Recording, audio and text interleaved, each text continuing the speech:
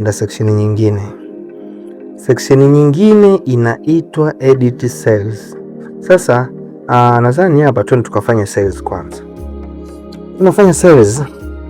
Tumejitahidi kwenye app yetu, tumeallow watu kuuza hata kwa nusu, umeona, kuuza vitu labda nusu, kuuza robo, sawa. Kwa mfano nita click hapa, tumesimplify hapa rahisi. Naweza nikana na click naongeza hapa, naweza nikana click naongeza 5, nikana click naongeza 10, naweza nikana punguza 10, nikana punguza 1 naongeza 2, napunguza 5, punguza 1, 2, hivyo yani. Unaona? Tumerahisisha, ni rahisi. Kwa mfano 3.5 naweza nikaklik nusu au nikatoa nusu au nikapiki robo nikatoa robo. Kwa hiyo tumejaribu kuweka shortcuts ambazo zitakurahisishia. Hii ninaeleza jinsi ya kuuza jamani. Then add to cart. Hapo ni add 3.5. Pia unaweza kaendeleza hapa. Naongeza hapa. Sawa. Haya. Hiyo backlight labda nikaandika 5. Umeelewa? 5 tu nikatoa. Haya. Nakuja na hii hapa. Hii ni labda nauza 1. Hii ni the way ambavyo tumesimplify hii kazi iwe rahisi kazi yako. Na unapoingiza hapa inakwambia chini huko kuna item ngapi kwenye kati na total jumla ya kati yako kilichopo ni hapa. Sawa. So kwenye total jumla ya kati kilichopo hapa nikiklik hivi inanikuja kwenye summary ya kati yangu ambayo nimeadd. Vitu vinaonekana hapa. Sasa mimi kwangu kweli nimeset buying price na nionyeshe profit. Kwa hapa inaonekana kabisa jamani. Total amount ya kati yangu ni kiasi fulani. Buying cost zote ni kiasi fulani. Profit ya kati inayouza ni kiasi fulani. Kwa hiyo inakuweka kichwani, unakuwa unajua kabisa nini unafanya. Pay amount ni hii hapa. Ni ruhusu kuuza kwa mkopo. Sasa kuuza kwa mkopo tumeweka pay amount, lakini hamna sema hapo tunasema tunauza kwa mkopo. Lakini tumeweka hii paid amount kwamba tunashunga shilingi kiasi ambacho kinalipa. Kwa hiyo wewe unaweza kuamua kaandika labda 2025. Mteja amelipa 25 baada ya 42 au amelipa 0. Na maana 0 hapo hajalipa chochote kabisa kwenye hii mambo. Umeelewa? Lakini pia hapa tunaweza tena kuendelea kuedit hapa. Na nikadi nusu nika-update kati yangu hapa. Umeona? Unaongezeka. Naweza nika-add hapa.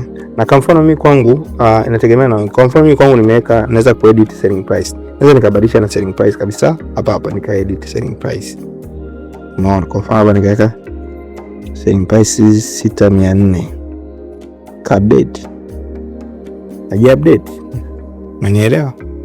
Kati inabadilika according na wewe unavyoweka. Unanielewa? Kwa hiyo hapa ni sehemu ambapo tunajaribu tunamalizia mauzo, lakini tunaweka vizuri vya mauzo. Unakuwa kuna summary nzuri ya mauzo ambayo unaiona. Unaweza kufuta item, unaweza kufuta item hivi itakwambia unataka kufuta. Unanielewa? Sasa tunasuggest sana ni vizuri pia kuandika jina la mteja. Ili at least sana unapotoa mikopo kuandika jina la mteja, kwa sababu baadaye utakuwa unazilist kwenye report kati zako unaziona, utakuwa unaona kati hii ulimuuzia mteja nani, itakuwa inaonyesha jina pale.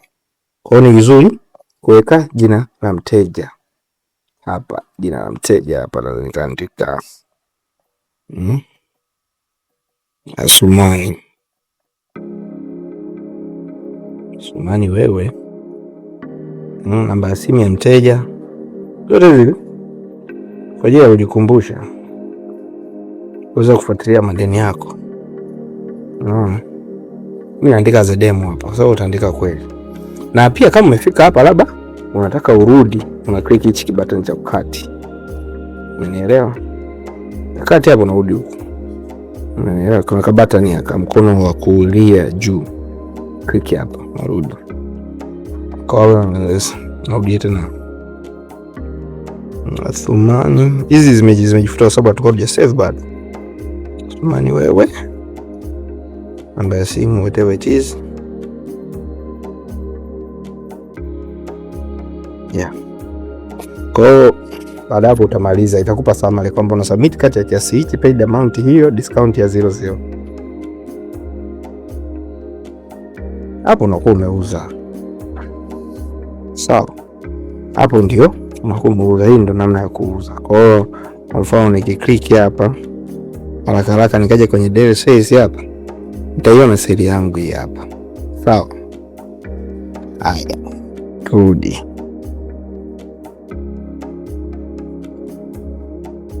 Sasa tuko nasemea editing sales. Kwa mfano sasa nimeuza, nimekosea, nataka nibadilishe, nita click hapa. Nikiklik hapa nitakuta hizi bidhaa za leo, lakini kama nataka kuedit sale ya nyuma zaidi, unaweza kurudi kwenye tarehe hiyo. Labda sale ilikuwa kati ya tarehe 5, unarudi kwenye tarehe hiyo, una fetch za tarehe hiyo, au karudi hapa kabisa, au karudi hapa kabisa. Na hichi kidude cha tarehe kiko tricky. Na kwa mfano nikiklik hapa, nikiklik hapa, nikidisable hapa, ina maana nimedisable nyuma, naweza nikaongeza nyuma ukawa hapa nyuma. Nikidisable mbele, ina maana nimetoa mbele, nataka mbele kuwe hapa. Kwa hiyo ndo namna ya kufanya. Ukisema una click mbele na basi click nyuma unabadilisha, lakini click katikati ya nyuma inabidi utoe nyuma ya kurudisha hapo. Sawa, hiyo ndo namna kufuta nataka. Sasa mimi nataka ni edit sales hii hapa. Niki edit sales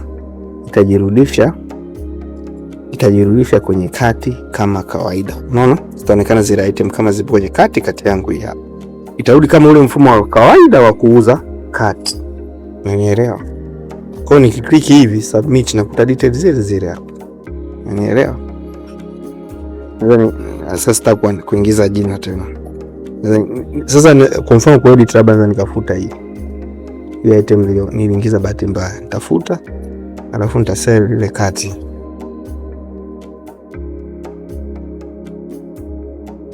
Kwa nikija kwenye del sale hapa, nakuta kati yangu imepungua. Tulikuwa na kati ya shilingi ngapi pale? 100,000 na ngapi? Kati yangu imepungua tu 30,000 sasa hivi. Kwa hiyo ndo namna ya kuedit kati.